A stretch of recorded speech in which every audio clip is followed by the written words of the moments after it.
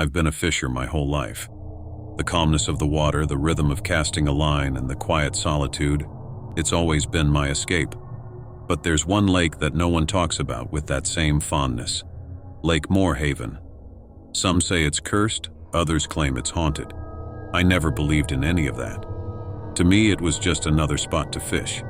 That was until last week when I decided to give it a go. The night before, I prepared as usual, packed my tackle box, my old rod, and a cooler full of beer. The usual ritual before a long night of fishing. Morhaven was quiet, off the beaten path. The perfect spot, I thought. Nothing but me, the fish, and the stillness of the water. When I arrived at dusk, a strange feeling crept over me. The air was too still, almost unnaturally so. The lake itself seemed to hold a breath, as if waiting. I set up camp by the shore, ignoring the feeling in my gut. The sun dipped below the horizon, leaving me alone in the growing darkness. The first few hours were uneventful. No bites, no sounds, just me and the soft lapping of water against the boat. But then, just as I was about to drift into the usual fishing trance, I heard it. A whisper. Faint and distant at first, like someone talking just beyond earshot. I looked around, expecting to see another fisher nearby, but the lake was empty. No lights, no movement. Just darkness stretching out into nothingness. I shook it off, blaming my imagination. Maybe the quiet was getting to me. But the whisper came again, clearer this time. It sounded like a voice, but the words were unintelligible, like someone calling from beneath the water. I cast my line again, focusing on the ripples instead of the growing unease creeping up my spine. I wasn't about to let a few eerie noises scare me away. But then I saw it, just beyond the boat. A figure standing on the water's surface. At first I thought it was a trick of the light or maybe the moon casting shadows. But as I squinted, it became clearer. A person, or what looked like a person, standing impossibly still on the lake's surface.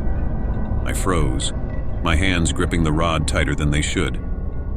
The figure didn't move, didn't make a sound. It just stood there, watching. I couldn't make out a face, only a dark outline.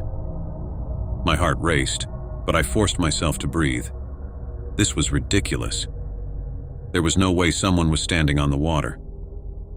I blinked and the figure was gone. Just like that.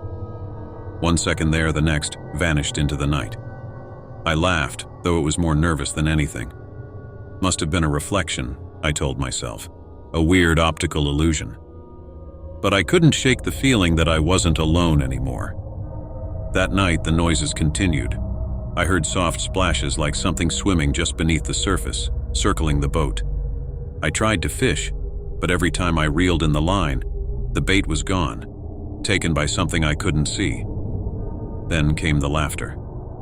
It started quietly, like a child's giggle coming from across the water. I spun around, searching the lake for any sign of someone else. But I was still alone. The laughter grew louder, echoing off the still water, filling the air around me. And then, just as quickly as it started, it stopped. I didn't sleep that night. Every time I closed my eyes, I saw that figure standing on the water, watching me. The next day, I spoke to one of the locals in town. Old guy, wrinkled from too many years in the sun. When I mentioned Lake Morhaven, his face paled. "You didn't stay there all night, did you?" he asked, voice low. "That lake, it's no place for the living after dark." I laughed it off, trying to shake the unease, but he didn't smile. Instead, he told me about the lake's history. Years ago, a small fishing village had stood on the shore of Lake Morhaven. One stormy night, the entire village had been swallowed by the water, the bodies never found. Some say the souls of the drowned still linger, searching for those who dared disturb their watery graves. I didn't believe him, of course. But every night I've returned to that lake, the hauntings have gotten worse. Some nights, I see more figures, shadowy forms drifting just beneath the surface. Other times, I hear whispers that seem to come from inside the boat itself. My gear gets tangled, or worse, disappears entirely. And always that laughter. Despite it all, I keep coming back. Call me stubborn, but there's something about that lake that pulls me in. Maybe it's the challenge. Maybe it's the thrill of facing whatever haunts those waters. But each night the fear grows stronger, the encounters more intense. Last night was the worst. I was fishing at the usual spot when my line suddenly tugged, hard. Excitement flared. I'd finally caught something. I reeled it in, feeling the weight on the other end. But when I pulled the line out of the water, it wasn't a fish. It was a hand. Pale, bloated, cold as ice. I dropped the rod, stumbling back, but the hand clung to the line, dragging itself up, inch by inch. And behind it, something else emerged. A face, gaunt and lifeless, staring up at me with hollow eyes. I cut the line and ran. I don't know why I keep going back, why I'm drawn to that cursed place. But next week, I'm going again. Maybe it's madness. Or maybe I need to see how far this nightmare will go. Whatever happens, I need to know the truth about Lake Morhaven. Because lately I've started to wonder, what if it's not the lake that's haunted? What if it's me?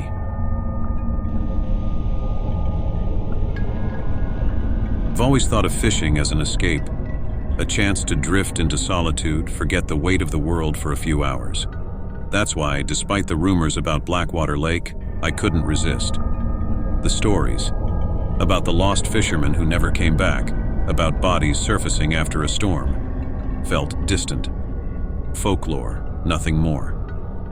It was late afternoon when I arrived, the lake wrapped in a heavy fog that clung to the trees like old cobwebs. The air felt thick, pressing down on me as I unpacked my gear. A chill crept into my bones despite it being summer. No birds, no wind, just an unnatural silence hanging in the air like a warning. I pushed out into the lake on my small rowboat, the oars cutting through the inky water, barely disturbing the surface.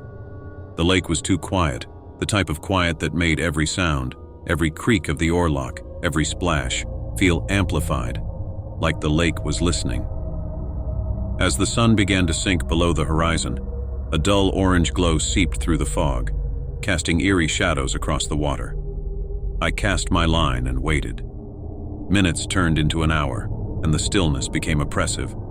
No fish, no movement, just me, and that sense of being watched. Then, just as the last sliver of daylight faded, I felt the tug. It wasn't a bite, not like any I'd felt before. It was sluggish, heavy, as if something beneath the surface was dragging my line down. My heart pounded as I reeled it in, expecting a large fish. But when the hook finally surfaced, there was nothing. Just weeds tangled around the line. And yet, the weight persisted. I leaned over the edge, peering into the dark water. That's when I saw it. A pale hand, reaching up from the depths, clutching at the line. I jerked back so hard I nearly capsized the boat. My breath caught in my throat as I stared at the rippling water. Nothing. The hand was gone. It must have been my imagination. I was tired, maybe just seeing things. I cast my line again, forcing myself to stay calm. But the water had changed. It no longer reflected the sky. It was black, as though it was absorbing the light. That's when the whispers started. Soft, unintelligible murmurs rising from the lake. At first I thought it was the wind, but there was no wind. The whispers grew louder, echoing across the water, surrounding me. I felt it before I saw it, the cold grip on my ankle. My body froze, panic surging through me as I looked down. Another hand, this one more decayed, waterlogged skin hanging from bone, was gripping my leg, pulling me down. I kicked and thrashed, but the hand wouldn't release. The boat lurched as something else emerged from the water, a face, gaunt and bloated, its empty eyes staring up at me. The whispers became louder, urgent, like a chant. With a desperate shove, I broke free, sending the boat rocking violently. I frantically rowed back to shore, my hands shaking, my heart racing. As I reached land, I didn't dare look back. I still hear those whispers sometimes. Late at night, when I close my eyes, I can hear them calling me back. I don't fish anymore, but the lake, it remembers.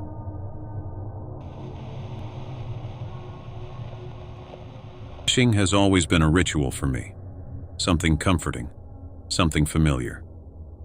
Early mornings, cold air, and the thrill of the catch. But that all changed after I fished at Deadwood Pond. I had heard stories growing up. People said the pond was cursed, that it was once a place where witches were drowned. The town had buried that history, of course. But the pond remained, dark and still, tucked away in the woods, forgotten by most. I wasn't most. It was a foggy morning when I decided to try it.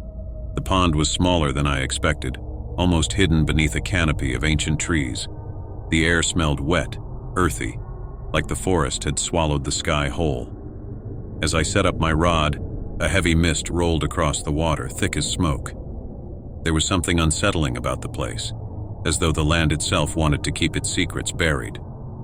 But I shrugged it off. I cast my line, the bait sinking into the murky water. I settled into my usual rhythm, waiting. The pond was silent, too silent. Even the usual hum of insects and frogs was absent. Just the occasional drip of water from the trees, the sound echoing unnaturally. Minutes turned into an hour. My patience was thinning when finally. Tug. Hard, sharp, almost violent. I grinned, tightening my grip on the rod. But as I began to reel it in, I felt it. Resistance. Like whatever was on the line was heavier than a fish. The line jerked again, harder this time. My heart raced. I pulled, the weight straining against me. Then, from beneath the surface, something broke through the water. A shape. Something I couldn't quite make out. I squinted, trying to focus. And then it hit me. There was no fish. What I had hooked was something else entirely. It was a bundle. Tangled in the fishing line was a mass of hair. Dark, soaked hair, and within it, I could see something glinting in the water. Teeth. I dropped the rod. Suddenly the water began to bubble, small ripples spreading across the pond. Something was rising. I took a step back, my foot slipping on the slick mud. That's when I saw it. The figure, half submerged, half decayed, pulling itself out of the water. A face twisted with rot, hair matted and clinging to a skull-like head, skin bloated and white as bone. Its eyes, sunken and hollow, fixed on me. I ran. I don't remember the rest. I remember the cold, the fog, and the sound of my heartbeat pounding in my ears. But I don't remember how I got back to my car. I've told myself 1,000 times that it wasn't real, that it was just my mind playing tricks on me. But there's one thing I can't shake. The next morning, I found my tackle box on my doorstep. My rod, my bait, all neatly packed. And in the middle of it, wrapped in wet hair, was a single, decayed finger.